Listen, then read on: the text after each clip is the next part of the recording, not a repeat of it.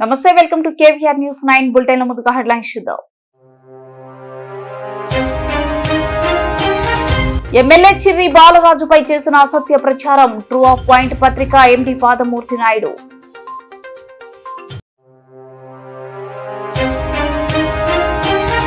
ఇంటింటికి ప్రచార కార్యక్రమంలో పాల్గొన్న ప్రభుత్వ చీఫ్ విప్ జీవి.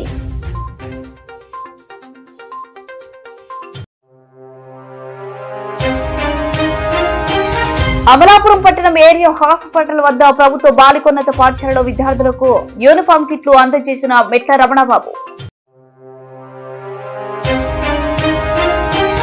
త్రిపురాంతకం మండలం నడిగడ్డ గ్రామంలో తెలుగుదేశం పార్టీ నిర్వహించిన సుపరిపాలనలో తొలి అడుగు.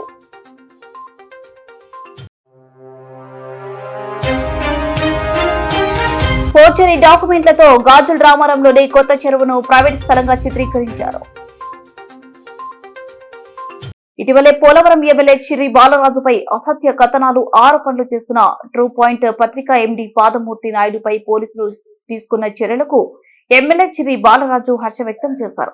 పత్రికకు ఎటువంటి అనుమతులు లేకుండా బెదిరింపులకు పాల్పడిన పాదమూర్తి నాయుడుకి కాలం చెల్లిందన్నారు.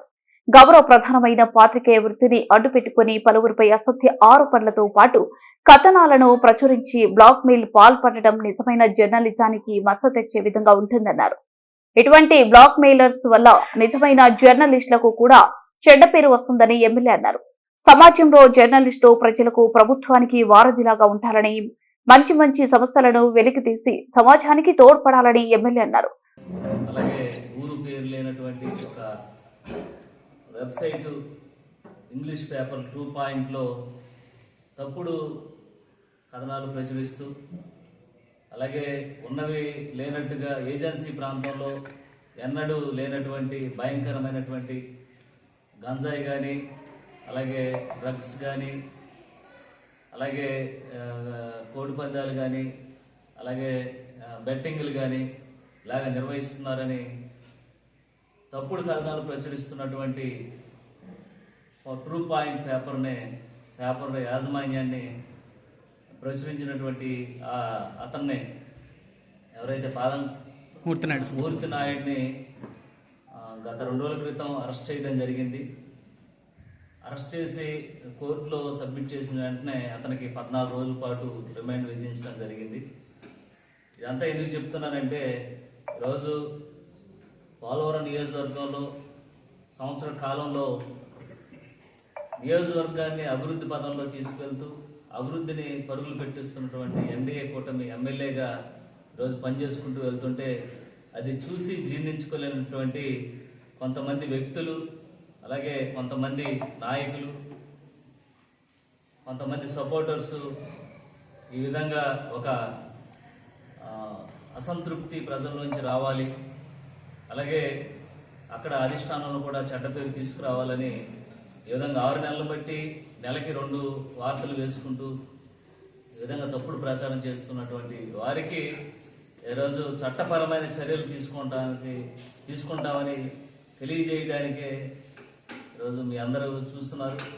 అతనికి చట్టపరమైన శిక్ష విధించే విధంగా మేము చర్యలు తీసుకున్నాం. అలాగే రానున్న రోజుల్లో నియోజకవర్గంలో ఉన్నటువంటి కోవర్ట్లకి మేము ఒకటే తెలియజేస్తున్నాం, ఇలాంటి చెత్త రాజకీయం చేసి, అలాగే ఇలాంటి ఏదైతే చెడ్డ పేరు తీసుకొచ్చే విధంగా ప్రజల్ని అయోమయంలో పెట్టి వారిని భయభ్రాంతులు గురి చేసేటువంటి వార్తలు వేసేటువంటి మీడియా ముసుగులో ఉన్నటువంటి వ్యక్తులకి ఒకటే తెలియజేస్తున్నాం, తప్పకుండా చర్యలు అనేవి చాలా కఠినంగా తీసుకుంటాం. ఆ చర్యలు ఎలాగుంటాయంటే, మళ్ళీ ఇలాంటి రాతలు రాయాలంటే వాళ్ళకి వెన్నులో వణుకు పుట్టే విధంగా చర్యలు తీసుకుంటామని తెలియజేస్తున్నాం. అలాగే ఇంకో విషయం కూడా ఏంటంటే, ఈరోజు మీడియా అంటే మాకు చాలా గౌరవం. అలాగే మీడియాలో నుంచి వచ్చేటువంటి వార్తలకు మేము ఇమ్మీడియట్గా స్పందించి సమస్యల కోసం ఏదైతే మీరు ప్రజల్లోకి తీసుకెళ్తున్న వాటిపై ఇమ్మీడియట్గా మేము స్పందించి సమస్యలు పరిష్కారం చేసే దిశగా మేము వెళ్తున్నాం. కానీ ఇలాంటి కొంతమంది యూట్యూబ్ ఛానల్స్ కానీ, లేకపోతే తమకు తాము పెట్టుకున్నటువంటి ఫేక్ పేపర్స్ కానీ ఇలా ఫేక్ న్యూస్లు వేయటం వల్ల అసలైనటువంటి మీడియా వారికి చెడ్డ పేరు వస్తుంది. ఇది గుర్తుపెట్టుకోండి. ఇలాంటి వారిని మీరు కూడా ఖండించాలి, మీడియా మిత్రులందరూ కూడా. లేకపోతే రానున్న రోజుల్లో మీడియాపై ఉన్నటువంటి గౌరవం కానీ లేకపోతే ప్రతిష్టలు కానీ ఇవన్నీ కూడా ఇలాంటి పనికి మాలిన ఎదల వల్ల మీకు పరువు భంగం కలిగించేటువంటి పరిస్థితి ఏర్పడుతుంది. మీపై ప్రజలకు ఒక నమ్మకం ఉంది, ఒక భరోసా ఉంది, ఒక ధైర్యం ఉంది. ఇలాంటి వార్తలు వేయటం వల్ల అందరు మీడియా కూడా ఇదే విధంగా ప్రవర్తిస్తారు అని ఒక భావన కలుగుద్ది.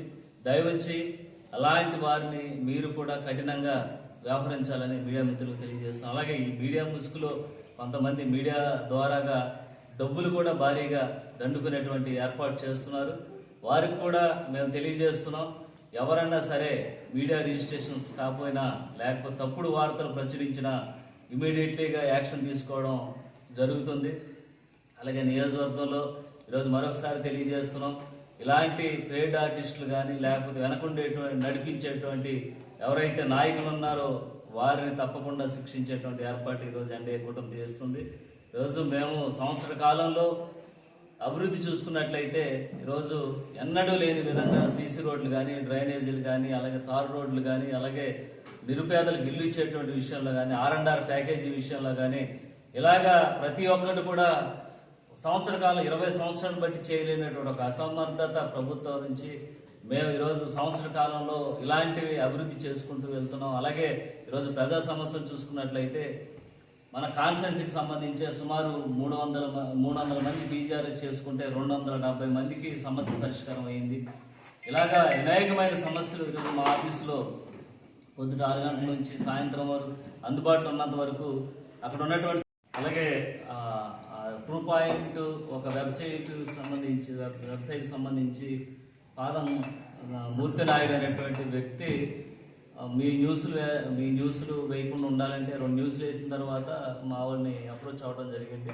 ఇక్కడ ఆఫీసులో ఉండేటువంటి మా కార్యకర్తని 5 లక్షలు ఇస్తే మీపై చెడు ప్రచారం చేయమని చెప్తే నువ్వు ఏం చేసుకుంటావో చేసుకో, మేము మాత్రం డబ్బులు ఇవ్వమని మేము కరాఖండికి చెప్పడం వల్ల ఈరోజు మాపై లేని ఉన్నట్టుగా ఉన్నవు లేనట్టుగా ఎన్నడూ లేని పోలవరం కాన్స్టిట్యున్సీ ఒక గిరిజన ప్రాంతాల్లో ఇంత అక్రమాలు జరుగుతున్నాయని పెట్టడం అనేది చాలా దారుణమైన విషయం.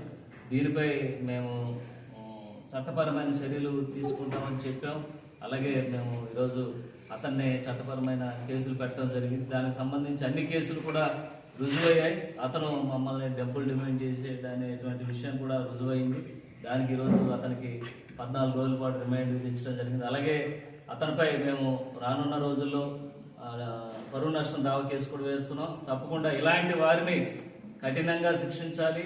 మళ్ళీ ఇలాంటి తప్పుడు వ్రాతలు రాయడానికి కూడా ఎవరైతే అసత్య ప్రచారాలు చేసేటువంటి వారు వెన్నులో వణుకు పుట్టే విధంగా మేము చర్యలు తీసుకుంటామని మరొకసారి తెలియజేస్తున్నాం.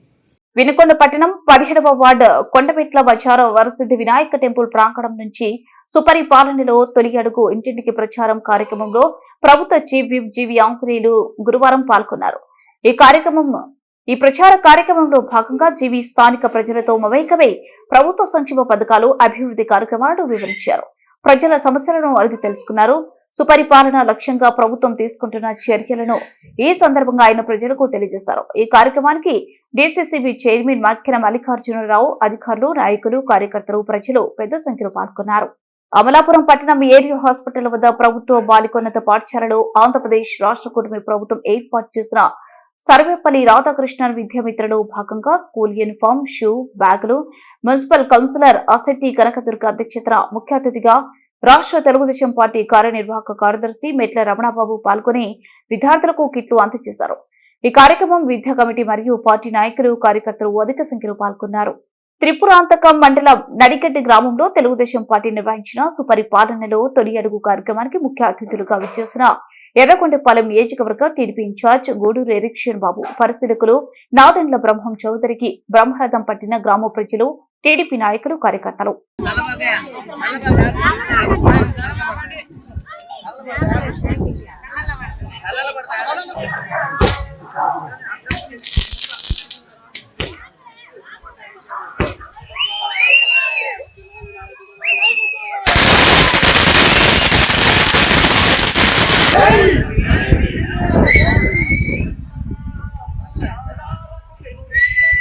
ఫోర్జరీ డాక్యుమెంట్లతో గాజుల రామారంలోని కొత్త చెరువును ప్రైవేట్ స్థలంగా చిత్రీకరించి 10.5 ఎకరాల చెరువును చేరబట్టి గత కాంగ్రెస్ హయాంలోనే సోనియా గాంధీ నగర్ పేరుతో 5 ఎకరాల్లో ఓ బస్సుని నిర్మించి మరో 5 ఎకరాల్లో వెంచర్ చేసి లక్షలు దండుకున్న వేమారెడ్డి అనే వ్యక్తిపై కేసు నమోదు చేసి చెరువు స్థలాన్ని స్వాధీనం చేసుకోవాలన్నారు మేడ్చల్ మల్కాజ్గిరి జిల్లా ఫిషరీస్ సంఘం చైర్మన్ మన్నెరాజు. సూరారం డివిజన్లోని పలు కాలనీల వాసులతో కబ్జాకు గురైన కొత్త చెరువును సందర్శించి హైడ్రా ఆధ్వర్యంలో ఉన్న కేవలం 2 ఎకరాల చెరువును మాత్రమే పునరుద్ధరిస్తున్నారు తప్ప మొత్తం చెరువు స్థలాన్ని ఆక్రమించుకోవట్లేదన్నారు.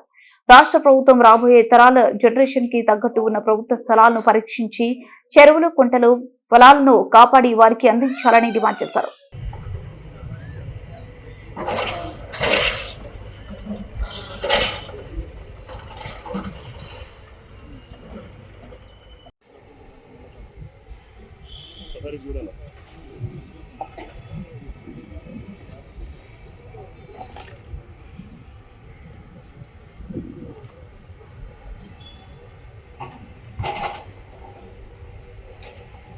మీడియా సోదరులకు అదేవిధంగా నాతో పాటు ఫిషరీస్ అధ్యక్షులకు మా మిత్రులకు అందరికి కూడా ప్రత్యేక ధన్యవాదాలు తెలియజేస్తున్నా. ముఖ్య ఎజెండా ఏంటంటే కొత్త చెరువు గాజుల రామారం విలేజ్ 10 ఎకరాల 20 గుంటల చెరువు, సర్వే నంబర్ వచ్చేసి 23. దీని గతంలో కాంగ్రెస్ ప్రభుత్వంలో సోనియా గాంధీ నగర్ అని చెప్పేసి ఒక 5 ఎకరాలు అప్పుడు కబ్జా చేయడం జరిగింది. దీనికి సూత్రధారి, పాత్రధారి అన్ని కూడా ఇక్కడ పక్కన ఒక ప్రైవేట్ వెంచర్ చేసినటువంటి వేమారెడ్డి, మళ్ళీ కూడా కొత్త చెరువు మళ్ళీ మిగిలిన చెరువు కూడా ల్యాండ్ గ్రాబర్లను ఏకం చేసి కొంతమందిని వేమారెడ్డి ఇక్కడ పక్కన కన్స్ట్రక్షన్ చేసి మళ్ళీ ఈ చెరువు కూడా మొత్తానికి డాక్యుమెంట్ సృష్టించి ఈ చెరువు నాది, పట్టా ల్యాండ్, చెరువు అక్కడ వస్తుందని చెప్పేసి కూడా టీపన్ కూడా ఆయన జరపడం జరిగింది. ఆయన పెద్ద భూమాఫియా. ఇక్కడ ఫారెస్ట్ ల్యాండ్ కూడా కబ్జా చేస్తానికి ఇప్పుడు అక్కడ ప్రయత్నం చేస్తుండ్రు. మరి చెరువు ఇప్పటికైనా కూడా కాంగ్రెస్ పార్టీ ఒక అధినాయకుడు హస్తంతో రాష్ట్రంలో ముఖ్య నాయకుడు నా బంధువు అని చెప్పేసి కూడా వేమారెడ్డి చెప్పుకుంటూ ఇది కబ్జా చేస్తానికి ప్రయత్నించిండు. మేము గతంలో కూడా అధికారులకు ఎంతో మంది కూడా మేము ఫిర్యాదు చేసినాము. ఇరిగేషన్ వాళ్ళకి చేసినాము, కలెక్టర్కి చేసినాము, ఇక్కడ లోకల్ ఎంఆర్ఓకి చేసినాము. ఎవ్వరు కూడా పట్టించుకోలేదు. కాలనీ వాసులు కూడా ఇక్కడ ఉన్నటువంటి వాళ్ళు కూడా మాకు చెరువు ఉంటే బాగుంటుందని చెప్పేసి వాళ్ళతో పాటు కూడా మేము ఫిర్యాదులు చేయడం జరిగింది. బులెటిన్ ముగించే ముందు హెడ్లైన్స్ మరోసారి. ఎమ్మెల్యే చిర్రి బాలరాజుపై చేసిన అసత్య ప్రచారం ట్రూ ఆఫ్ పాయింట్ పత్రిక ఎండి పాదమూర్తి నాయుడు.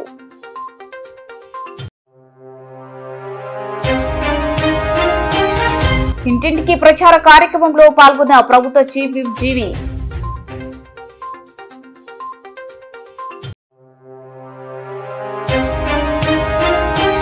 అమలాపురం పట్టణం ఏరియా హాస్పిటల్ వద్ద ప్రభుత్వ బాలికోన్నత పాఠశాలలో విద్యార్థులకు యూనిఫామ్ కిట్లు అందజేసిన మెట్ల రమణబాబు. త్రిపురాంతకం మండలం నడిగడ్డ గ్రామంలో తెలుగుదేశం పార్టీ నిర్వహించిన సుపరిపాలనలో తొలి అడుగు.